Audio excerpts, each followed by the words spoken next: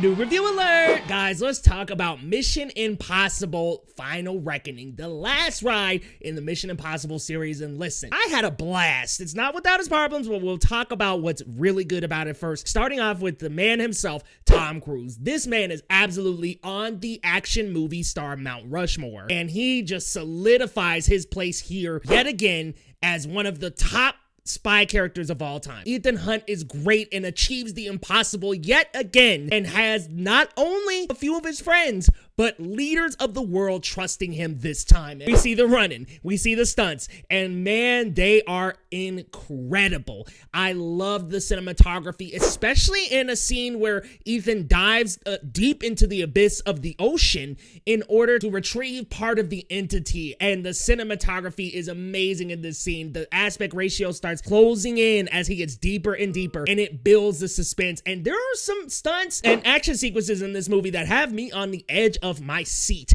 I also love the supporting cast. Of course, Pegg was great. Ving Rhames was awesome. I really like Hayley Atwell's character, but I think that Grace could have been introduced a little earlier. And why not have her with Rebecca Ferguson's character? I think you could have both of them on screen together. But Pom Klementieff, I hope I'm saying that right, she is awesome in this movie. Her stunts, her action, her screen presence, she is phenomenal, and I wish we got more with her as well. But man, oh man, this was a blast. Not from start to finish though, so let's talk about some things that are not quite good about Mission Impossible. And unfortunately, the first hour feels like a slog, you guys. There's exposition dumping, there's MacGuffins, there's recalling past movies and going through a montage of scenes from the old movies, and I just don't think that was quite necessary. It really bogs the movie down, and there are a lot of new character introductions, even though there are some cast members in this I love. Hannah Waddingham is in this.